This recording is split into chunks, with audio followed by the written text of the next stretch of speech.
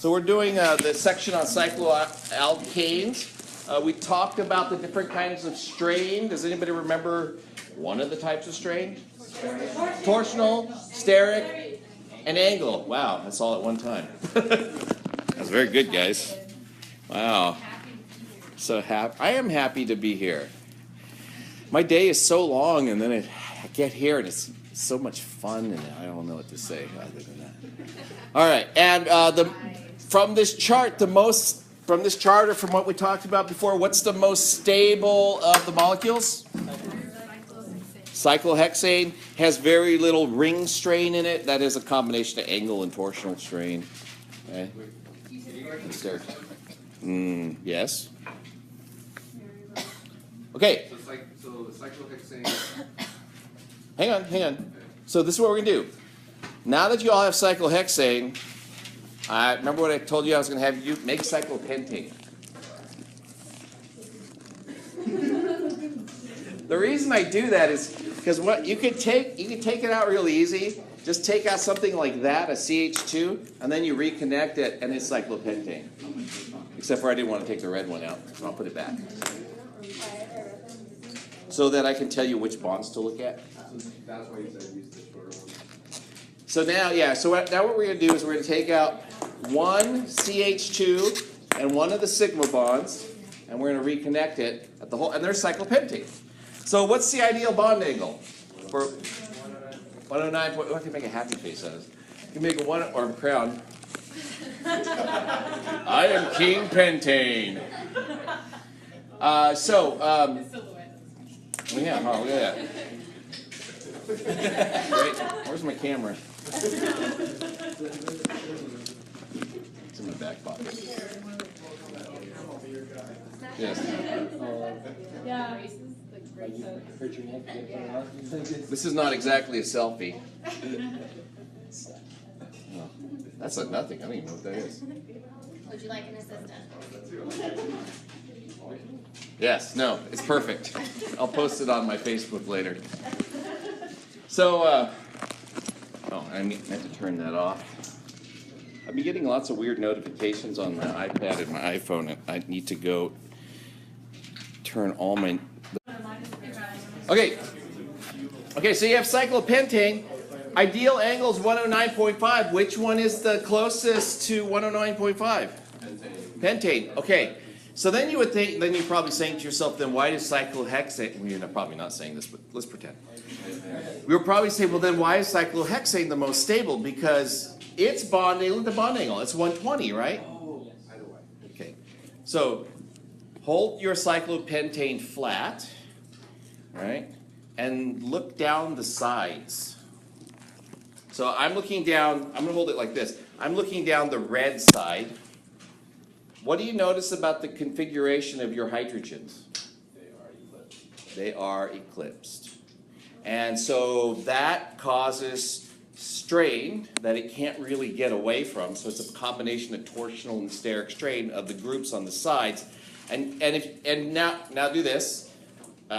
Just rotate it like this. And you'll notice as you rotate it, every single group has an eclipsed configuration. So it turns out that's one of the reasons why cyclopentane isn't stable, right? It's because there's all these eclipsing interactions that cause the energy of the molecule to be higher. Okay, that doesn't necessarily mean that it's less stable than what we're seeing for cyclohexane, but when cyclopentane achieves its most stable conformation, okay, what's going to happen is one end of the molecule wants to pucker up like this. And then when you do that, so make yours pucker, your molecule. Make your molecule pucker. And then if you look down the sides, right, then what happens is they begin to stagger, especially the one that's puckered up is now staggered. So the actual most stable configuration for cyclopentane is this puckered up configuration with one end folded up like this. And if you were to draw it on paper, you'll see this occasionally. When you draw it on paper, they don't draw it flat. So if I take a side drawing of cyclopentane, all right, let me do that real quick. They'll draw the back end of the molecule like this. They'll draw the front end of the molecule like this. I'm going to exaggerate a little bit, and they draw the other part like that. So that's the puckering of the one side of the ring. I'm not sure why they say that's puckering, but whatever. And if you think about it, if I were to draw this again and draw a little dashed line like that. Oh, let me just draw a solid line. Right? Looks like an envelope. So it's known as the envelope configuration. So is that the same thing, but... Yeah, but I shouldn't draw. You shouldn't draw the line like this. I just did it because the little dots that I drew to make it look like an envelope didn't show up very well. It'll show up fine on the YouTube video if the recording holds. Envelope, yeah, or envelope. I don't know. Envelope. Okay, so now we're gonna go back and we're gonna make cyclohexane. And a lot of this is on slides, and I'm just ignoring those slides. So you can pull yours apart. Take the fragment, the CH2. By the way, what's a CH2 fragment called? It's been said before, methylene. So methane, right, methyl is CH3 fragment. A CH2 is a methylene, ENE. And a methine with an INE is just with one hydrogen. So we're going to put this back together. And these models are really in horrible shape. Let me see if I can make them stick a little bit better. Okay, so now I have a cyclohexane, and try to make it flat and feel it. What do you feel when you try to make it flat? Feel a lot of tension in the molecule? It doesn't like being flat. Oh, if you use the long floppy bonds, it'll do whatever you want. Yeah, yeah. But the short one, if you use the shorter bonds, right? It actually naturally wants to be in one of two different configurations if your model kit is like a regular model kit, not a piece of junk like this one.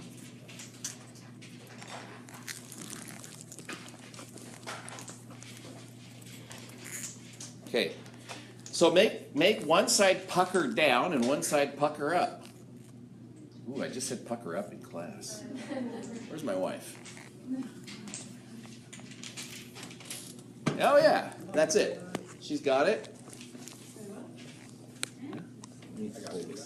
Looks like this. One side's puckered up, one side's puckered down, and oh, you have a wrong carbon in there. So let's replace this guy. You got a spare hole. You need 4. So it doesn't feel quite right. It's funny how you can feel when it's not right. Actually, you've got a couple of not right ones in here. See this? You got a hole? Right? No, but you had it. You had it. Still one of these blue ones. The blue ones work. The 4-hole blue ones. We are in the process of remaking the kits so that they have the right pieces in them for Chem. And then we're going to have separate kits with the ones that have 5 holes. Because we use the, for the trigonal bipyramid and octahedron, we do those in Chem 1A. But most of the time we use the kits for things like this. Okay, so I like this. It's like a little spaceship. And it's got 4 legs, 3 legs on the bottom. You guys see that? You should be able to stand it up on 3 legs when you've built it correctly.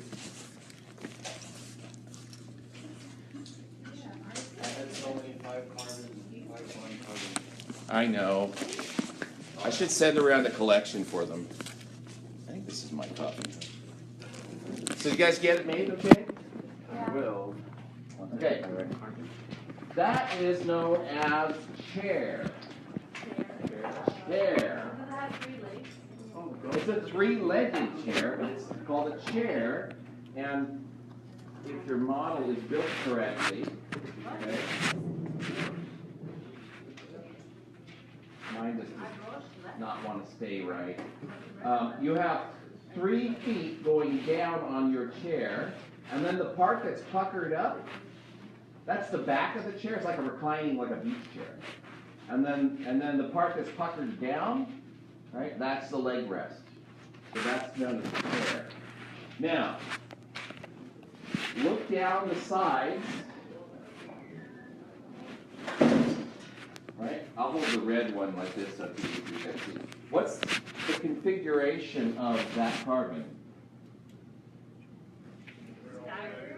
They're all staggered. And if you're looking at the methylene groups at the end, right, it looks like it's gauche.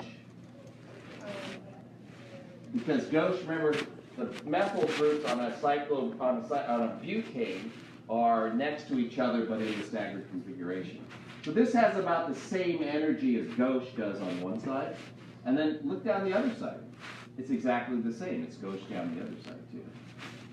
So if you're looking down the molecule like this, either on the left or on the right-hand side, what you see is something that looks somewhat gauche.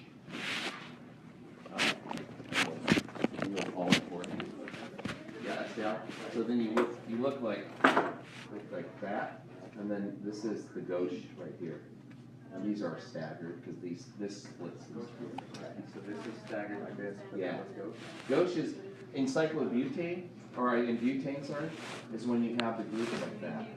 So if these are hydrogens, like if I pop this off.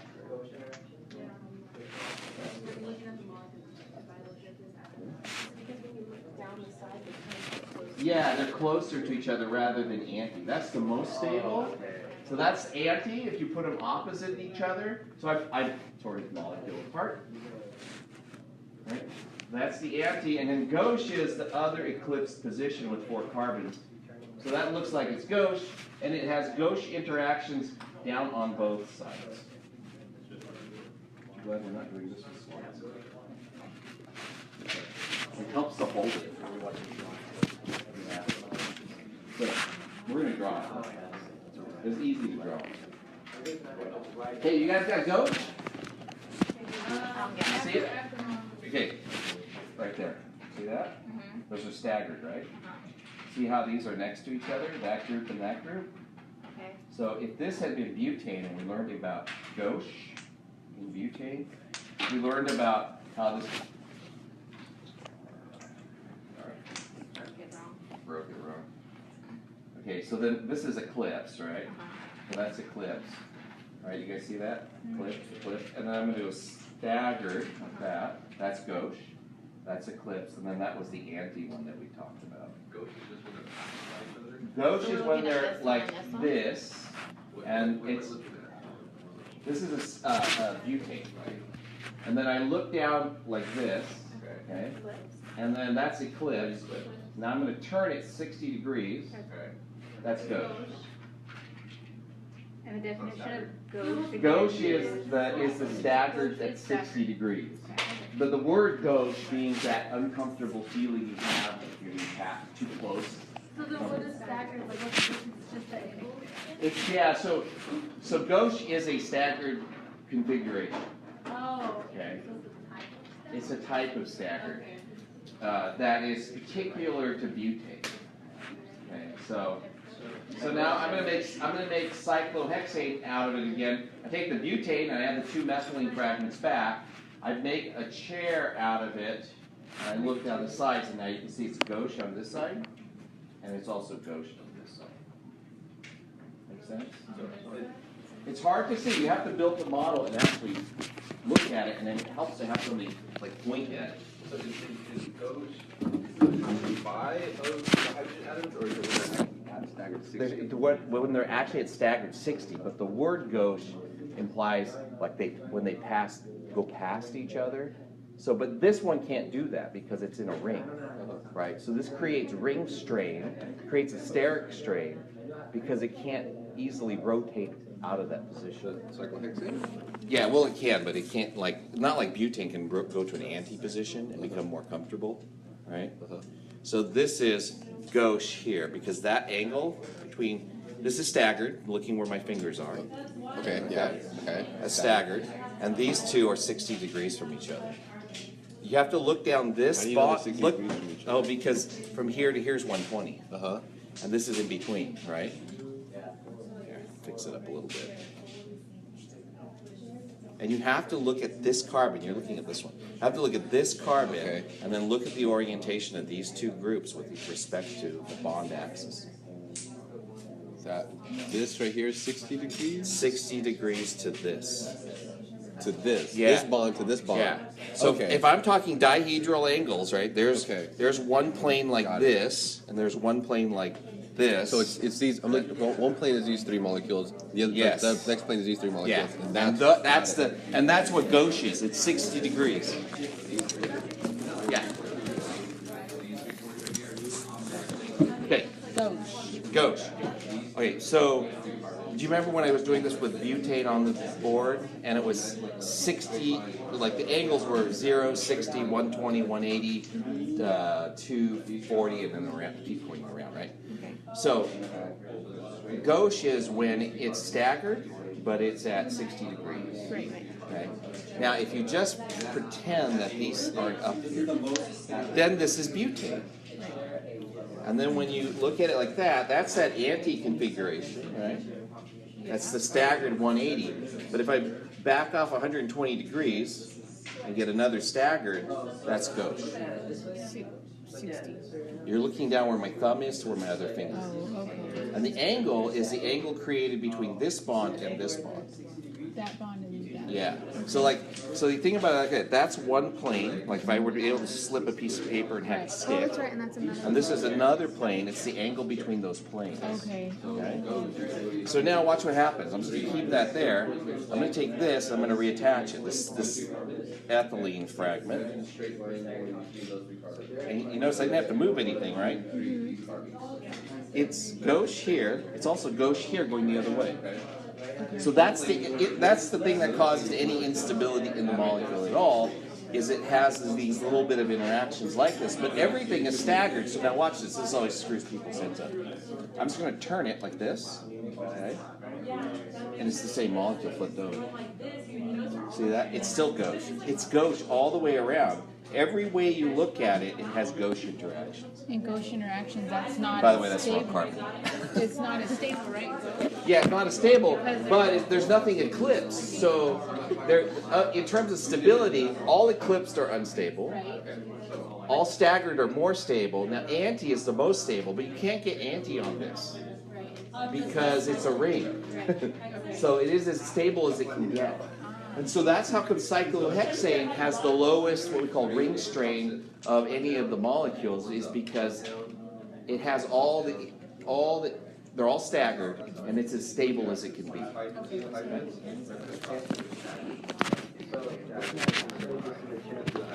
Yeah, so now when you're looking at gauche, you're looking down at bond. So you look down this bond here, and that's the angle that we're looking at. It's the angle created by the plane of these three atoms, and then these three. No, these three. This one creates a plane. It's canted over this direction like this. Okay. Then, starting back here, these three create another plane, and it's canted this way.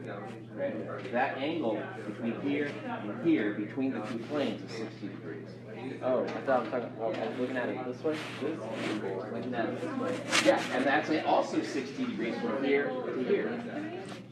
And you can turn it any way you want, and every time you look at it, it will be 60 degrees staggered configuration. Okay, and these two carbons, hydrogen right now, They're 60. they're 60 degrees, and they're experiencing gauche interactions. No, so the gauche is describing just this orientation of 60 degrees, and the interactions between here may be called the Gaussian. It's the large groups that are like near each other. Okay. Okay, so now what we're gonna try to do is draw it, and you're gonna need your model to draw it. We're going to do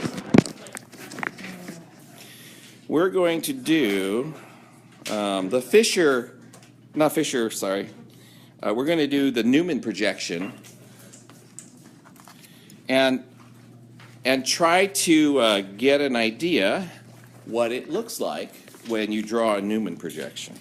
Okay? So remember, a Newman projection's a circle.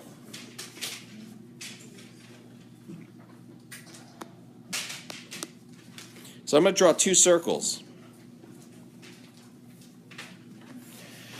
The reason I'm drawing two circles is because when you look at cyclohexane from the front, like this, okay, there's one Newman projection for this side and one Newman projection for this side. Okay? Let me try to draw another way you can look at it. I'll do it on here. I'll teach you how to do this kind of drawing in a little bit, but that's the chair drawn sort of schematically. This is what you'll learn how to do, and when you're looking, so do you see what I'm doing when I'm doing the chair, that drawing? It's really this, like that, okay? And I'll teach you how. This is supposed to be up, but this model is just horrible. It's supposed to be up like that. So that's what we've just drawn. Now we're going to look at it from the very front of the molecule. That's okay. It's broken anyways. And now what we're going to do is we're going to look down the front side.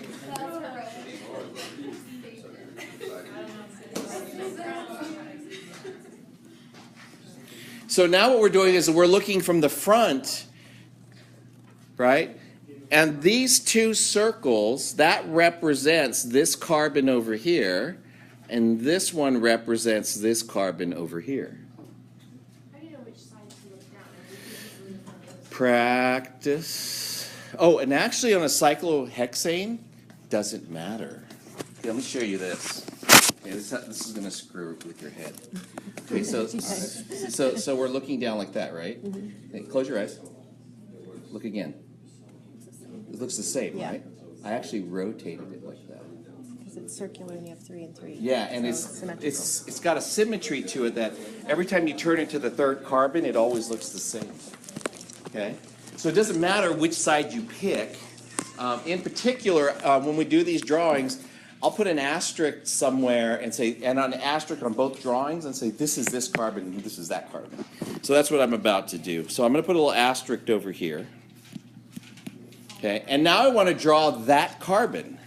Now, from the perspective I'm looking at, right, that is from this side over here, is that carbon in the front or the back? It's in the back. And in a Newman projection, that extends from the circle but doesn't go all the way to the middle. So on my Newman drawing, then what happens is I connect them like that. It looks like a pair of spectacles. Glasses? Perfect. I love it. How about with this? We'll put a tree at the top. And then that's a T-butyl group. So I have a T-butyl group over there. Okay. So now, what's of the other groups in the back?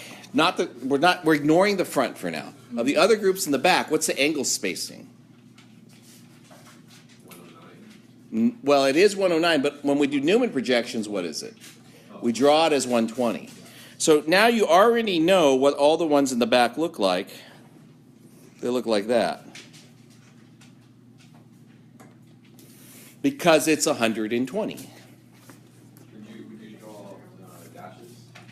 No, you don't need to do that. They just draw them as solids, and the idea that it's coming from behind the circle implies that it's in the back.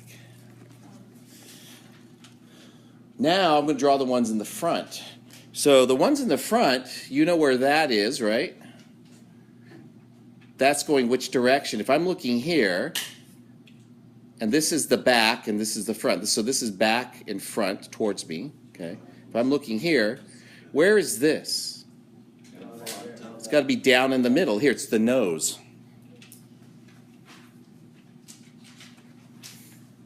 Okay, so now that I've drawn that, what's the angles of the other groups on those carbons? 120. So you just draw them in. And huzzah! Whatever that means. I don't know. I've just heard people say it. Is that a bad thing to say? No? Okay. Just checking. Yeah. There it is. That is the chair configuration as a Newman projection. And what I've done is I've drawn it by looking down the front side, right? And the asterisk is right here. Since I put a group on it, it doesn't really matter. Okay. Is that the front cover right there? Which, this one? From that chair? This is this. Yeah, right. So that right there. Yeah. The shorter arrow, that's the back cover. The long look at it, that's the front cover. See, here. Point. This one right here. It's the front cover. So you're looking So at this that's, way. yeah, so what that carbon is that carbon.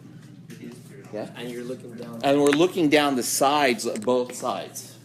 So can you point like where you're looking? Yeah, so let's do this. Oh, yeah, that's what those arrows are. That's where you're looking. It's not good looking at. Yeah. And so if I were to color code and do like this, that's the one in the front. And the one in the back I can't color code because you can't see it, right? And then let's see, hang on. I'll pick another fabulous color from my color wheel. Then these groups, or sorry, let's not do that one yet. Then that one is that one there. Okay. Now I'm going to teach you, there's a lot more to draw on the chair on the right that I haven't shown you yet. Like, how do you tell, because you'll notice, okay, I'm getting all flustered here. You'll notice that when you look at this, right, some of the groups are going straight up. Some of the ones are going out. You see that? Some are going straight up and down. The ones that are going straight up and down are known as the axial hydrogens. And on top, there's always 3, and on bottom, there's always 3. Okay? So there's axial hydrogens. The 2 that are going up that you can see are here and here. And the other one is actually this T-butyl group that I drew. Okay? It's going up. Now, this has, and these are the ones going down. And this one actually has a hydrogen going down from it too. Why is that T-butyl? Why? Because it's a carbon with 3 groups on it. 3 methyls. So that's how I always draw T-butyl. It's just easier. You can draw, a lot of people take the time to draw T-butyl like this. But I'm like, lazy, cross, done. Okay? So that's why it's T-butyl. Hang on. Actually, what I want to do is I want to continue with this. Okay, so we're going to practice. So there's Newman projection, and there's a bond line representation, which is on the right. Okay, we're going to practice drawing that after Connor asks this question. Some of those lines are hydrogens, correct? And some of them are carbons. Actually, all the lines, right, except the front one and the back one. That is, except for these ones here, and this one. Okay, these ones are carbon. Right, the ones that are at the ends here right now, they're all hydrogens. Because I haven't drawn anything on here, so we assume that there are 2 hydrogens on each. Right. So then my question would be, are they implied on it? Do we have to draw the extra hydrogen Depends. on the carbon? Sometimes you do, yeah. Okay, so what we're going to do is we're going to draw another chair, and you need to practice this part. Drawing a chair is a bunch of parallel lines. Okay, so what I'm going to do is draw the parallel lines. So there's one there, let's say, right? And then these 2 lines, the sides, this side and this side are parallel. So a lot of times when people draw these, they start with the parallel lines like this. And then I made mine the wrong length, so I'm going to have to draw a little bit longer. And then you have a line here and a line here. That one's parallel. Those are parallel as well. And then there's a line here and a line here, which I really screwed up. I'm not good at drawing it this way. Let me just draw one now, and then I'll show you. Oops. And that doesn't look so good, but This line is parallel to this line. This line is parallel to this line, and this one's parallel to this one. So let me color code those for you. So these are parallel lines, okay?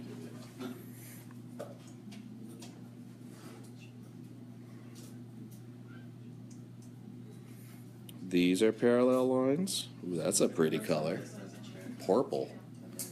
And let's see, these are parallel lines. Okay? So if I take my time, I can usually draw them pretty well. If I'm not taking my time, and if it's the beginning of 28A and I haven't practiced for a little while, they look pretty crappy. But yeah, they'll get better over time. And how do you get good at it? Right? Practice. Oh, look at that. That's a beauty right there. I love it. Peanut butter. Mother eats peanut butter. Yeah, yeah. See? So now, oops, sorry. Now what we're going to do is we're going to draw the hydrogens on there. So grab your model. The model of the, not, anyways. If you're a photographer, that means something totally different. Grab your model, okay? And I'm going to number the carbons. I'm going to put an asterisk on one of these, by the way. I'll put an asterisk on this one here. Put that one in your hand on the left, okay? And we're going to call that 1. We're going to go 2, 3, 4, 5, and 6, okay? So I numbered it kind of small. In your model, where you're probably holding it from the carbon that's pointed down, right? Which direction is that hydrogen going? Straight down or out? No. So grab your model from the end by one of the hydrogens. If you grab it like I thought you might, oh, you don't have a chair anymore. You have a boat. Oh, no, yeah, you have a boat. Yeah, right? Watch this. Well, we'll get back. Yeah, there's just. So when you grab your model like this is the end that's going down, right? Okay. The one in your fingers is going straight down. Yes. That's an axial hydrogen. So if you're looking at the model, guys, if you're looking at the model and you're grabbing it like this, so this is the end going down, right? See what I'm saying? This pointing down. That's what I have my hand on is an axial hydrogen. Because it's going straight up and down. Like which way does the axis of the Earth go? No, it's on the angle. It's like that. I was gonna say, actually, it doesn't really have an orientation. We just give it one, but anyways, could be going sideways for all we know. But yeah, it's going the way we think of the Earth, or the axis of the Earth, right? It's going straight up and down. So on that number 1 carbon, the way you represent an axial is you just make a line straight down like that.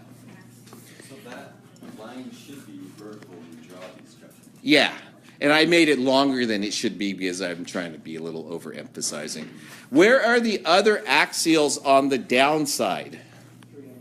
3 and 5. Yeah?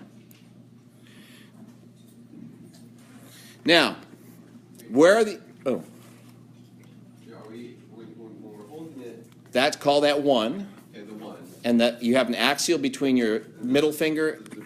these 3 hydrogens are going straight down. Yeah, That's how we want to hold it though. Because I originally was holding it to where this was parallel to the floor. well, So then they weren't sticking straight down.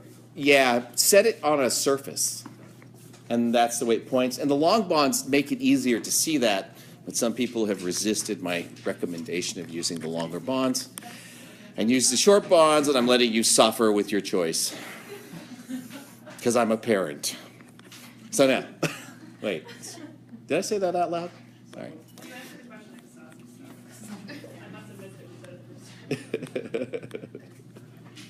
Okay, so where are the axial ones on the top side? 2, 4, and 6. So there's a pattern. When you draw it, they'll go like that. So 1, 3, and 5 on the bottom, 2, 4, and 6 on the top. And you're holding it from the end that's pointed down where the asterisk is. Now, all the equatorials are everything else. Every other hydrogen that's left, right, points out from the center of the molecule. So the way you draw that is, again, parallel lines. So starting on 1, that is this carbon here, I am going to make it parallel with these two here. So that's this way.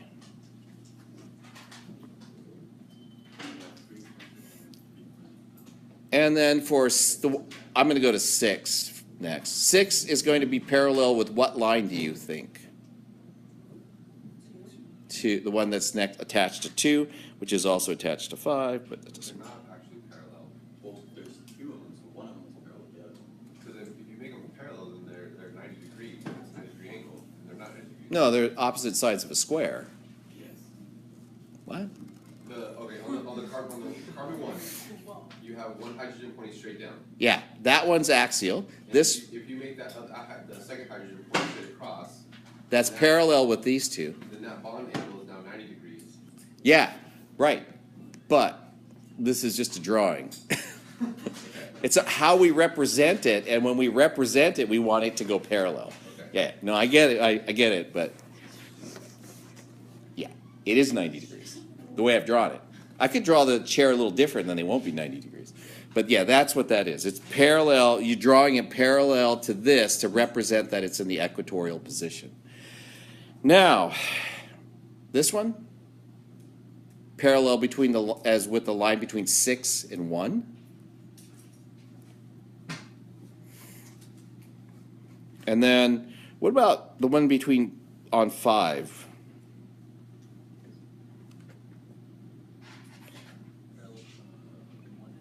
Yeah. Well, parallel between like that one there. It's not perfect.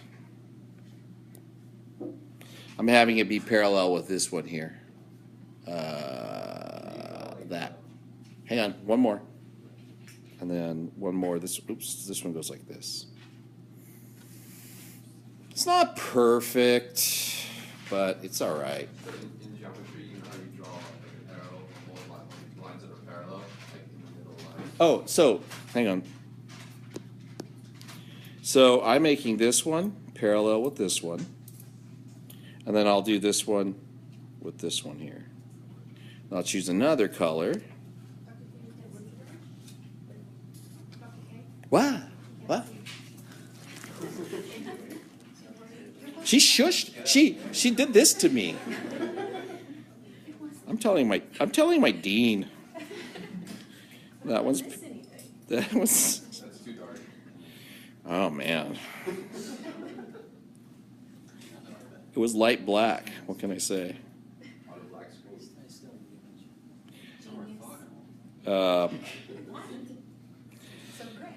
This one and these guys. And what's another good? I need a green color. Ooh, that's a green color. And then that one with that one. So for the equatorial, oh, and I got one more to draw. And then this one, what did I draw that parallel? It's supposed to be parallel with this, but it's not quite. But it's good. All right, so that's the idea. It's a bunch of parallel lines. The axials are easy. They go straight up and down. What do you think the abbreviation is for axial? A. So that's A. And A.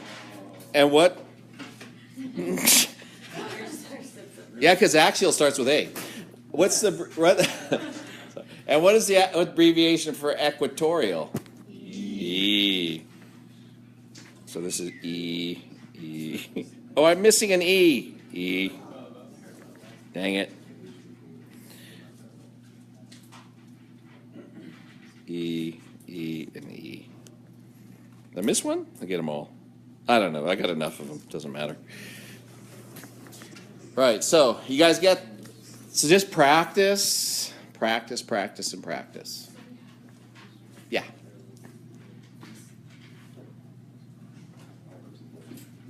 So you said these two are parallel. This is parallel with this is? No. This is parallel with this. These two are parallel. Yeah, and this one is parallel with that. Okay. Yeah. I thought this. No. When I have to make like more than like two colors, it's really like perplexing to me. Like, what color should I use that won't clash with the others? And That's why I said arrows. Like, arrows in a line, two arrows in a line. I teach chemistry. Lines, geometry, math. I leave that to the mathematicians. All right. Now what we're going to do is we're going to look at how we think adding a substituent larger than hydrogen might affect the stability of a molecule. Okay, so I'm going to remove one of the substituents and replace it with something larger than hydrogen. What is larger than hydrogen? Anything. So I made a methyl, okay, and I am going to stick it on here. So let's draw that. It's a very sad chair. I don't know. Anyways, my model is not cooperating with me. But you kind of get the idea. I'm going to draw it, and we'll think about, and I will have you look at it. So you build a methyl group, and you'll attach it to yours. So I have a methyl cyclohexane.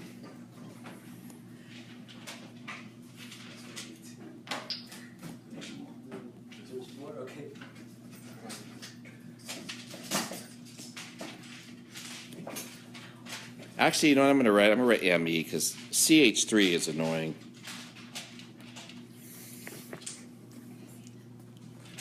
So go ahead and build that.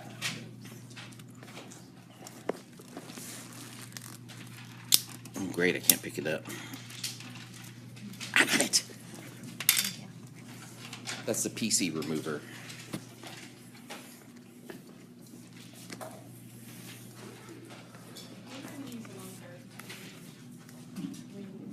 No.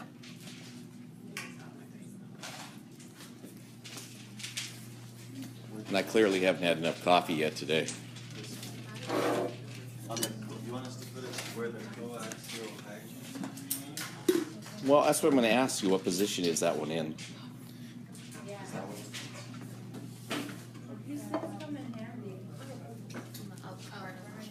Yeah. So what is that? Axial or equatorial? Axial. How can you tell that immediately from my drawing? Straight up. Right? So make sure it's in the axial position. And then I'm going to fill in the other axials, and I'm going to put hydrogens on them. How did I know that's where those are? It's every other one. Yeah, it's every other one.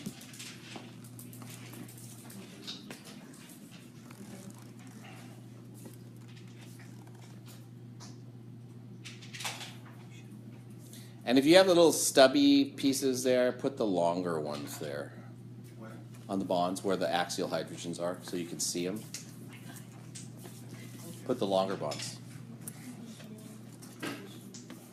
So I'm going to number my ring. I'm going to number it from the methyl group. 1, 2, 3. 1, 2, and 3, or 1, 2, and 3. Okay, so how big is that methyl group? It's big, right? When you put a methyl group on the structure, it is really big. Not as big as a T-butyl group. Okay, now, the interaction that we're worried about here is known as the 1,3 diaxial interaction. Why is it called an axial interaction? Because it's in the axial position. What does diaxial mean? Because there's two axial hydrogens. So this is the 1,3. Right? Because it's 1, 2, 3 going in either direction. It's the 1, 3 diaxial interaction.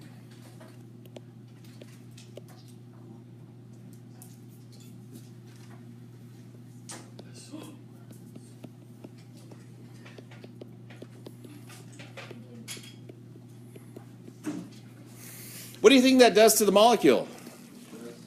Makes it less stable.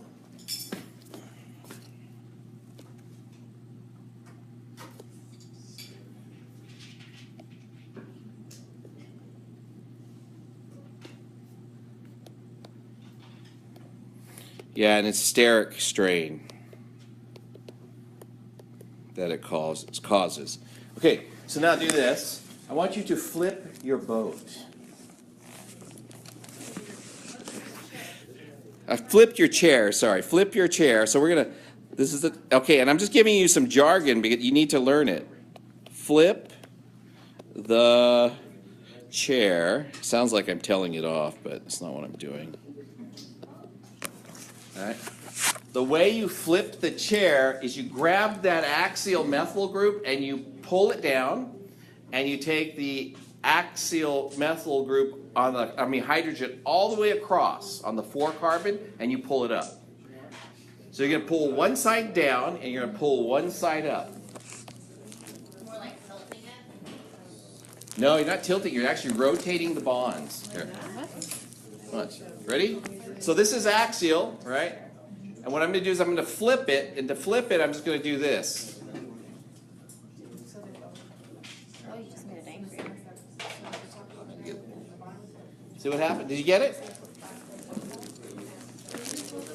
Oh, you only flipped one side. You have an inverted boat. So I had this, right? This is what I had. Axial. You grab it like this, and you grab it like this, and you twist it. Because I've done this a lot. Yeah, like that. Like that. Right? You can grab one end and pull it down so it's pointed straight out, and you grab the other end and you pull it up so it's pointed straight out. Or the, yeah, like that. Like that. Oh, you need methyl group.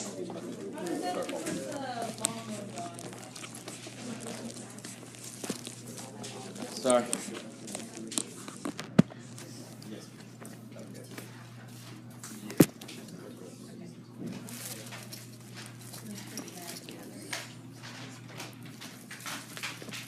Okay, so now what I'm going to do is I'm going to draw that.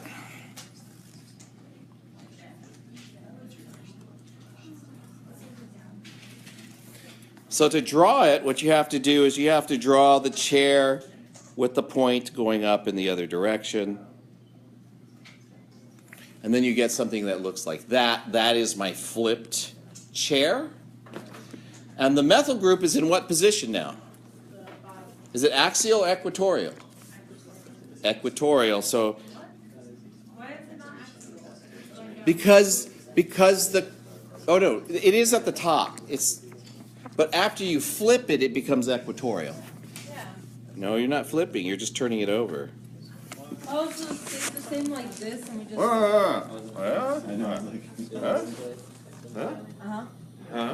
Okay. Huh. Oh. Okay. And then if the 3 feet are pointed straight down, then you know you got it. Okay. So that is now equatorial.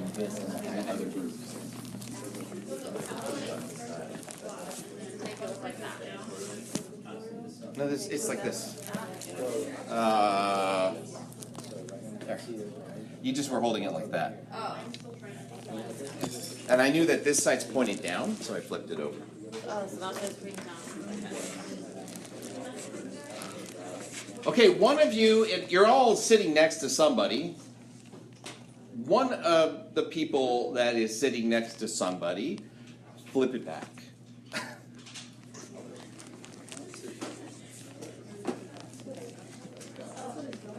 Flip it back to the way it was.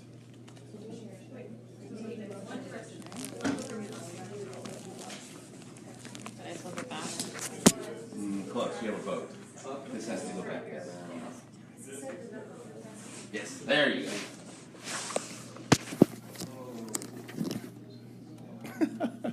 I thought of another T-shirt, but it's kind of profane, so I won't say it.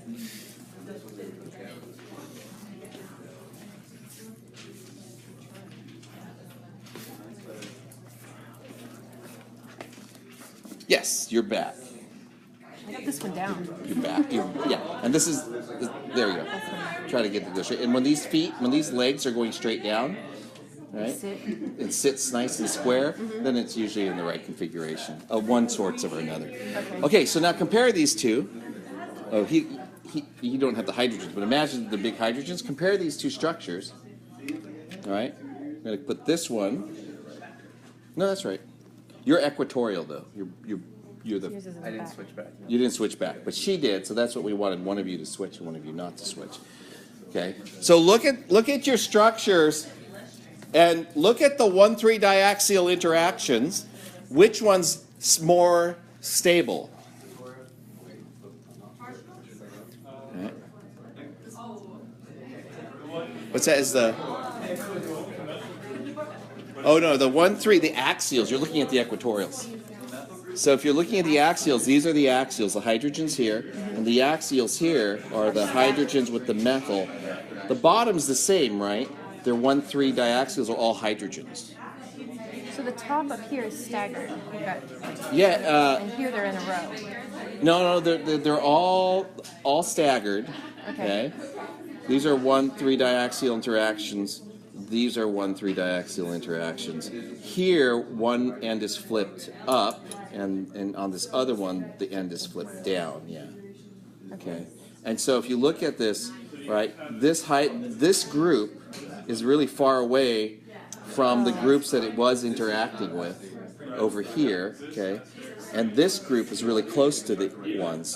So what that causes there to be a lot more strain in this molecule than there is in this molecule. Okay. Okay. Do you guys see that? Yeah. You see that? Now they're next to each other. Now he's saying flip down the other way where this goes down. Yeah. And we want to compare. Just rotate it upside down. You have to rotate the bonds. So let's compare, right? This is axial.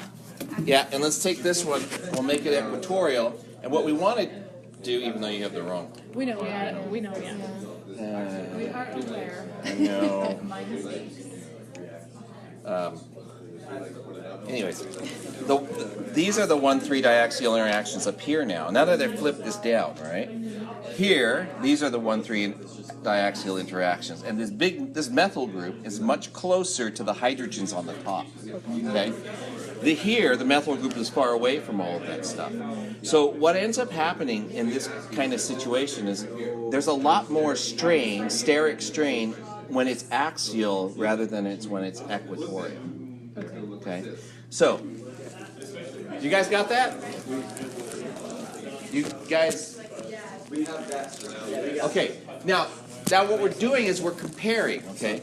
We're comparing this. Wait. Which one do you want this? I want one of you to have axial.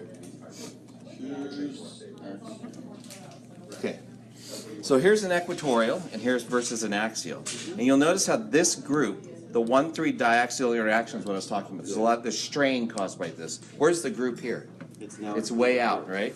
And the 1,3 diaxial interactions that perhaps matter are here or here, and they're just hydrogens, so they're very small. So which one of these has more strain? This. Yeah.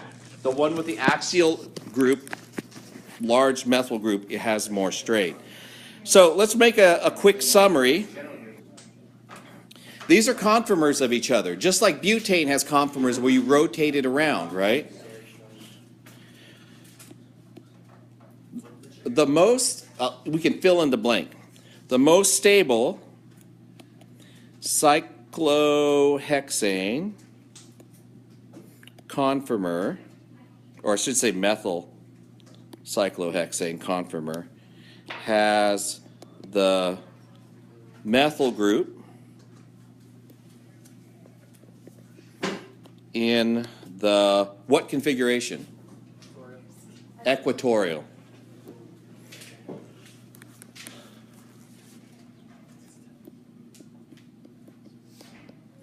So the most stable conformer of the chair will always have the large group in what configuration? Equatorial, okay? So it doesn't matter what the group is now, the largest group always goes equatorial. So what we're going to do next is we're going to, and this is different than the book order, so if you want to read through the book, fine. What we're going to do next is we're going to look at what were called disubstituted cyclohexanes. So you have to make another methyl group. Oh, by the way, just as a side note in terms of energy, right? And we talk about how the percentage of time that it spends in a given conformation, 99% of the time it's like this down here. So just having the methyl group substitute keeps it in the chair with the methyl in the equatorial position 99% of the time.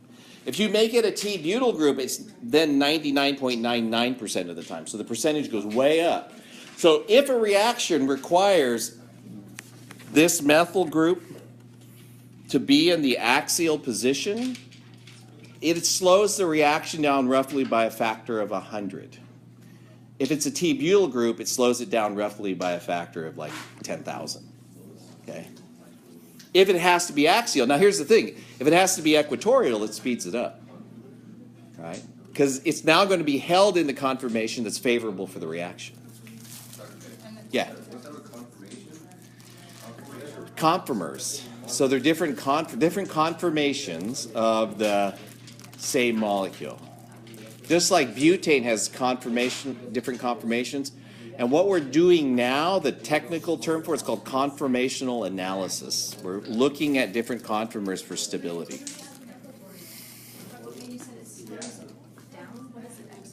Okay, so if there's a reaction that requires the methyl group to be in the axial position, it will slow the reaction down by having the methyl group there. On the other hand, if the reaction requires the methyl group to be equatorial, it'll be faster, just because it's there more of the time. Okay, and you know these approximate, like it speeds it up this much, slows. I mean, there's a kind of a ballpark thing, but that's the idea. It slows it way, way down, which can make the difference between waiting for a minute and waiting for a week. So that kind of thing. Yeah. So the top conformation has steric strain between the hydrogen on between 1 and 3. Yeah. And then the bottom one, would it be steric strain between 1 and 2? Because now it's Yeah, but it's actually further away from those. I mean, it looks like they're close, but if you actually like measure the distance, it's further away now. And it's the close interactions, like and when you're looking at like Coulombic forces, like charge repulsion, right? They increase exponentially as things get closer. So it's really the closest groups that we analyze when we do this, not the groups that are second closest. okay.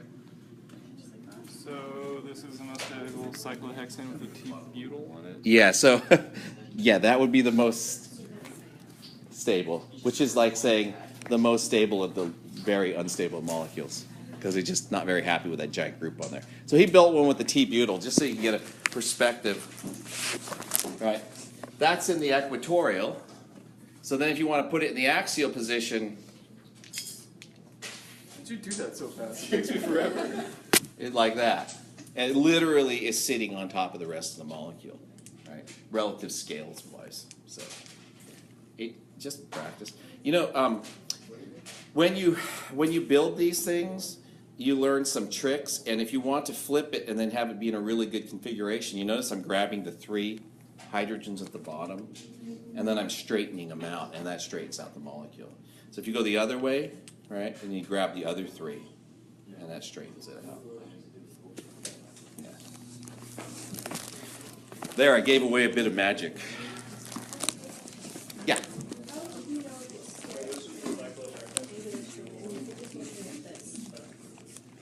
Oh, well, cyclohexane doesn't have any angle strain in it, so that eliminates one. And we don't really talk about the torsional strain, because torsional strain is 2 groups. We're not doing 2 groups next to each other. So torsional strain is really caused by 2 groups attached to atoms that are next to each other as they rotate. Okay. So these are not attached to adjacent atoms. Yeah, that's a weird, and I'm not going to ask you a lot of nitpicky questions. I'll ask you for general definitions on exams. Like, define these things, just memorize the book definition and just spit it out. And then the rest of the time, in your head, you're just going to say, oh, it's strain. And you won't have all these other terms. Most of us don't sit around and say, well, it's this kind of strain, it's this kind of strain. You just look at it and go, it's got strain.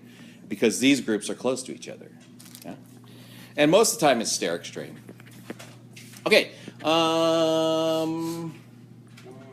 Yeah, these are all, I did all this just now.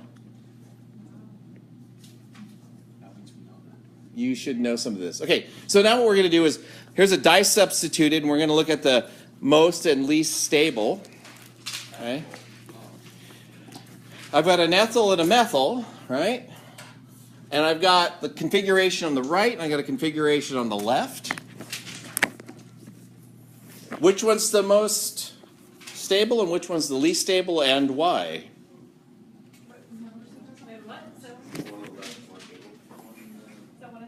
Left or right? I hear one on the left is more stable. Why the one on the left? And the methyl group is in the equatorial position, right? Since both groups are in the equatorial position, there's not a lot of analysis that needs to be done. Large groups' equatorial position is more stable. Okay, so I'm going to draw another one. Oh, by the way, do you see how this drawing, this is the two-dimensional bond line drawing, right, with hatch and wedge. You notice how this is going down and this is going down. So here, right, there's axial hydrogens going up here. These are both on the same side of the molecule, so this represents that drawing. So now what I'm going to do is I'm going to draw it, or I'm going to try to draw it. I'm actually just drew it in white. Right. So I'm going to draw it like this.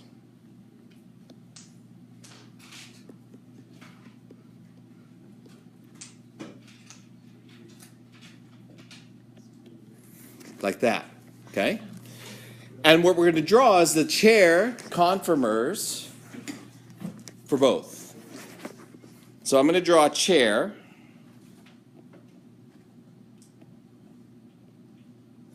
I'll put an asterisk by that one, and this is going to be that carbon there.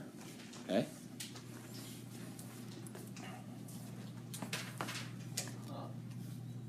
Which way is the ethyl group going? It's going up, and it's axial, yeah.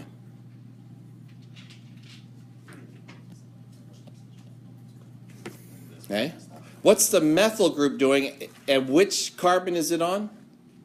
It's on the 3, right? So from the asterisk, right, 1, 2, and 3, it's going down. What does that tell me? Okay, this is axial. Remember, the axials are every other one, so down is like this. So this is a hydrogen over here, and this is the methyl here. Now, it's a hard thing to get used to, but when you look at the drawing on the left, this group is above the ring, right? This group is below the ring. Now, because we know it's in a chair conformation, above and below is not as clear. But it's still, if you look at where this carbon is, the ethyl group is above the plane of that carbon, and the methyl group is below the plane of this carbon. Okay? So that defines the bottom side and the top, or the top and the bottom of the molecule. So hang on. So we're going to flip it and analyze.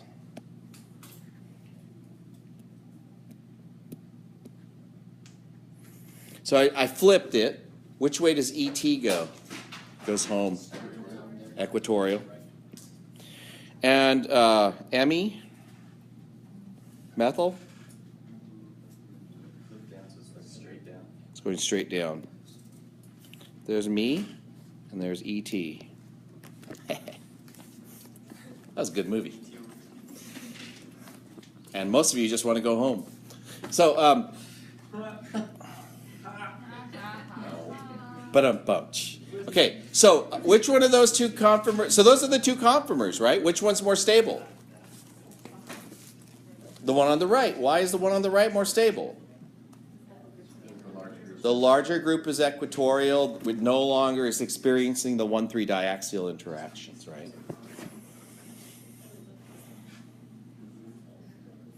So in the one on the right, the ME has the 1, 3, 1 comma 3 diaxial interactions. So I forgot my A. Oh well. You guys can write it in there. And here, ET has the 1, 3 diaxial. Okay? Good. You're all experts at disubstituted and monosubstituted. The rule is big group goes equatorial and the most stable. Where does it go in the least stable? It goes axial. Go ahead. Okay. So, which one is more stable? I missed on kind of. Oh, the one on the right is more stable. As it's shown right there. Yeah, this one here is more stable because this group is equatorial and it's larger than methyl. Okay. So, when you went straight down from that drawing, like the above drawing, like in the slide, it shows it as an axial group. Oh yeah, so what I did, though, I drew a different molecule on this side. So we analyzed this one and we said, well, both of the groups are equatorial here, or both axial here. As a result, this is the more stable of the two because both the larger groups are equatorial. Yeah. Here I drew it differently. I put the ET going up and the ME going down. Okay, so that's just another. This is another problem to compare to this one. Oh yeah, sorry. Another problem to compare to.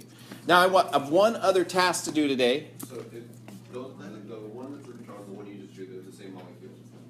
Yes. So this top line represents one problem, and this bottom line represents a different Can problem. we compare those four structures together, or no? Yeah, you could actually compare them together. Which is the least stable of the four? The top right, Top right. Which is the most stable of the four? top left. Top left, yeah.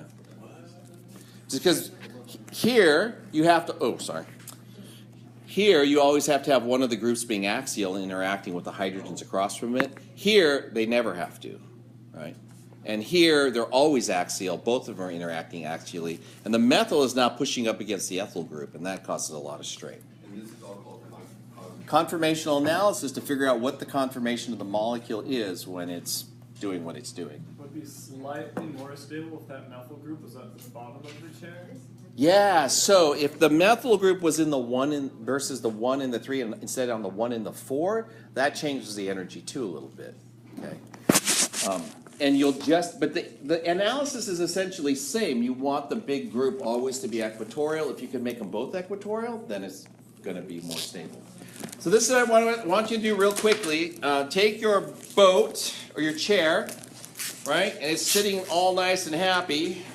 And then we're going to go like this. You're going to take one end and flip it up, but leave the other end up at the same time. And this is called a boat. A boat. I'm missing an atom. What do I do with it?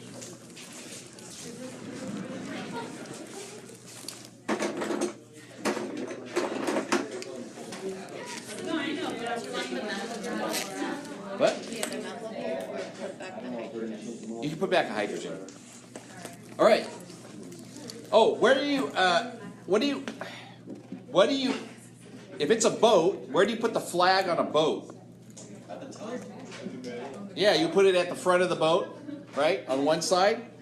So this is known as they're also, what's it called, flagpole hydrogens, where you would like hang a flag, right? And these are called the bowsprits or something like that. It's a part of the boat that sticks out. Anyways, yeah. Yeah, I don't know. It's got some funny name. But anyways, the ones that are important, though, are these. Because these ones have steric interactions with each other. They're going to be running into each other, especially since I didn't have the same bond length. And this one's longer. But okay. Now, that causes some steric strain. look down the sides of your boat, and what configuration do you see down the sides of your boat? It's all eclipsed. So this is a really unstable conformer because the flagpoles are touching and it's eclipsed along the sides. It's not symmetric like chair. You can't just turn it and say, oh yeah, that's different, right? You can't. Remember, chair, if you turn it, you always have a chair. Boat just looks funny from different angles, but that's boat. Now, because it's so unstable with these two top hydrogens touching each other, the boat tends to twist a little bit, and we call that twist boat. Wow, I know. Probably named by the same guy who did Seesaw and T-shaped, right? His name was Mr. Obvious. Okay, so just very quickly, just so you can see what this looks like. Let's see. I gotta find it. No, it's not got a name. It's just they're on top of each other. I like how much you walked us through the first day.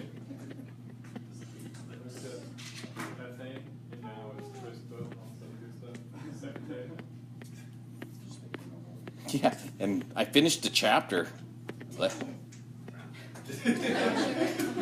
Guess what that means? It's homework's due real soon. I just wanted to show you the energy diagram for chair, boat, and twist boat. This is the energy diagram for chair, boat, and twist boat. And half chair? Oh yeah, and half chair. Half chair is the transition between chair and twist boat, and then you get angle strain as it goes through there. So the very high energy barrier as you go this way, because the angle has to spread to close to 120, and that creates problems in orbital overlap, which cause the molecule to be unstable. I'll let you read about the cyclopropane bond angles, and if you watch the video for the other class, I'll talk about banana bonds in that one. Banana? Or I can talk about it now, but I'm really out of. You know what a banana bond is? It's a bond shaped like a banana. In cyclopropane, right, the bond angle for sp3 carbon wants to be 109.5, but the angles are actually 60 between the atoms. So the orbitals actually are bent like this.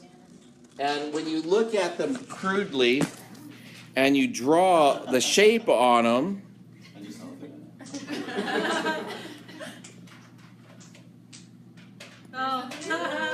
there's a banana. And there is a banana. But unlike bananas, these make you unstable. So if they were direct head to head, then they'd be very unstable. So they push them out to the side, just the sides interact with them. Yeah. So it that curve. Yeah. Since because there are overlaps, they don't overlap as much, right? What? Since they don't overlap as much, right? So Yeah, so the overlap is less, and because overlap is lower, that causes instability. Yeah? Sorry. All right, that's it. And then in lab, I will tell you how I want you to analyze IR. It's part of the actual lecture, but I'll tell you how to do it.